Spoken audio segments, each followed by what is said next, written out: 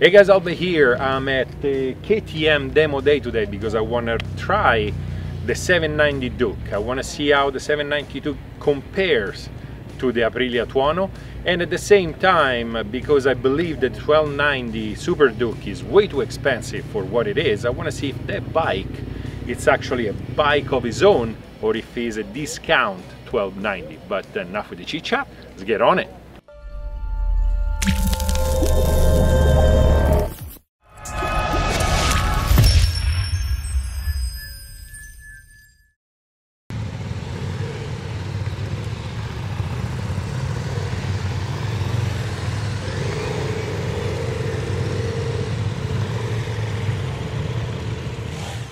Right off the bat it feels pretty good. It seems to be comfortable and at the same time light and nimble. Definitely upright position.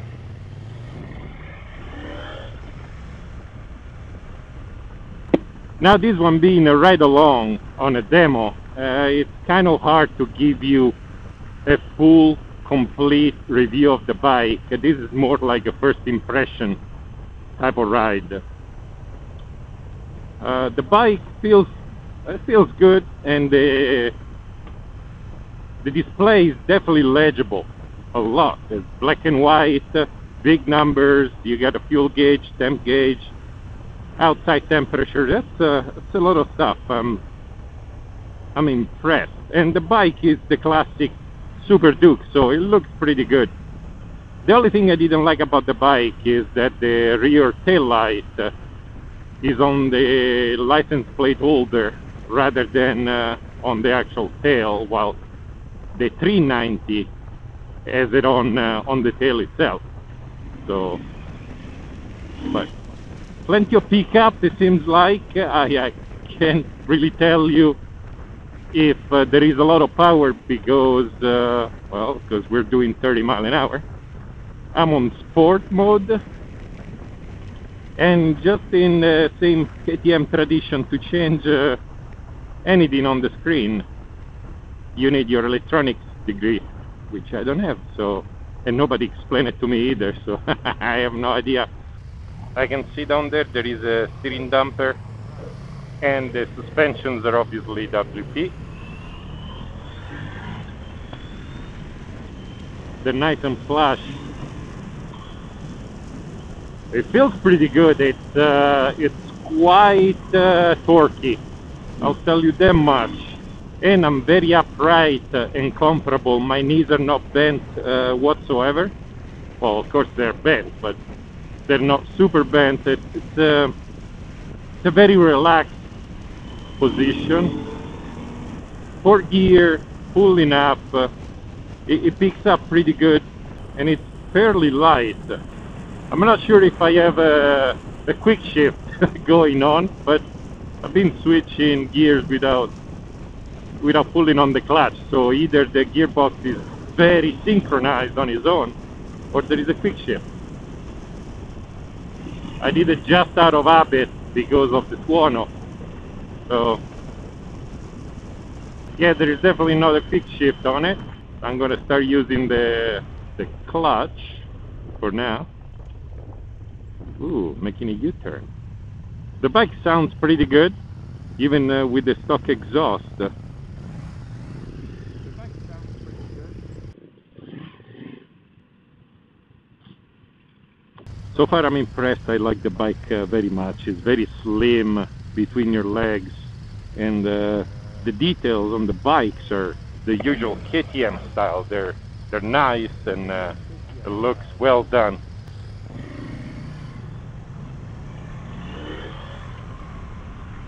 It seems like the bike turns on a dime, which is exactly what I expected from the Duke. There is quite a bit of torque, and it's kind of fun. Paired up with this riding position, it feels pretty good. I have to admit, I'm impressed. So it feels very light, leaning in over. Hopefully the ride will take us where the street gets a little bit more curvy, so I can actually see how flickable the bike is. One thing is I felt at home right off the bat. right away I felt very comfortable with the bike itself. All the controls are where they're supposed to be. The seat is it's actually more comfortable than I thought, and the mirrors have good visibility. The clutch is light, so pulling the clutch is effortless, even if it's not hydraulic. It's regular cable clutch. So, and the brakes seem to be light and powerful. 6-speed transmission. It's very smooth, as I said. The gears go in and out nice and easy.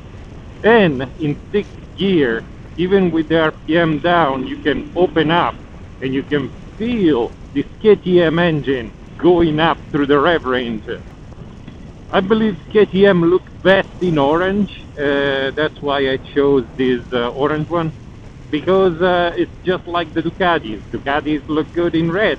That's the factory colors. That's what it's supposed to be. And this orange paint scheme is pretty good.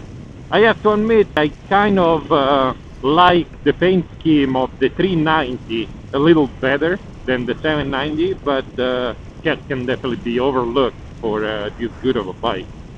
One thing I have to say, this is definitely not a discount 1290 Super Duke.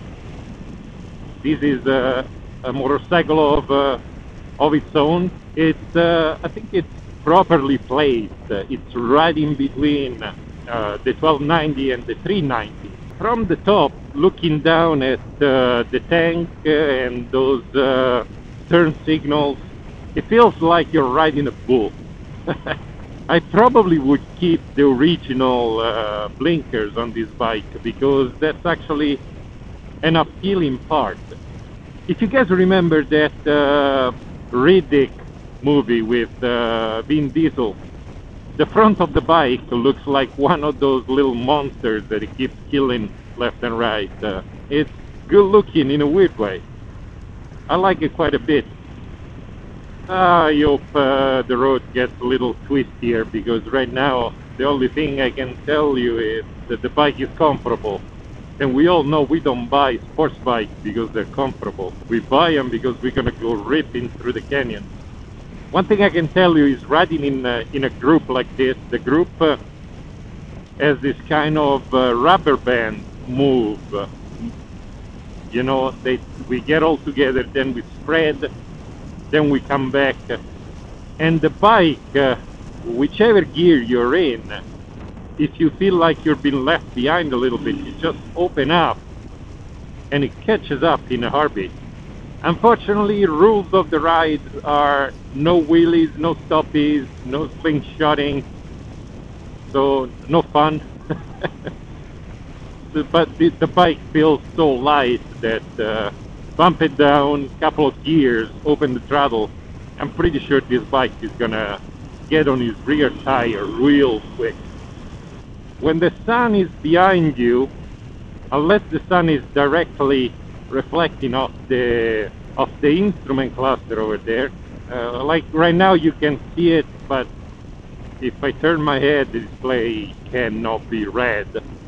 But that's to be expected. I'm surprised actually I can see as much as I can see with the sun behind me right now. Why would you go for a 790 when you can buy a 1290? Well, in my opinion, the 1290 is way too expensive for what it is, while the 790 being around, I believe, $11,000 or in that ballpark. It's priced better and has enough punch to be fun. The 1290 is 1300cc motorcycle on a naked, lots of torque, lots of everything, but I'm not sure how usable that is on the road. So if I can save myself $7,000-8,000, that's a plus. So we are at the end of our ride. My first impressions are absolutely positive. This was a pleasant surprise. The bike does incredibly good. I couldn't tell you for the life of me how it would do if you ride it aggressively, because we really haven't. but it's very nice. I absolutely recommend this bike, or at least go take a look at it. So I'm back from riding the 790 Duke. The bike was comfortable enough. The thing is, the 790, it fits right in between the 1290 and the 390. The price is what makes it appealing, because when it comes to the 1290, the price, it's outrageous. 18 grand. Only a rich guy like this guy behind me can afford the 1290, or his kid, because he's probably gonna pay for it. But excuse him, he's gonna go make some money somehow right now.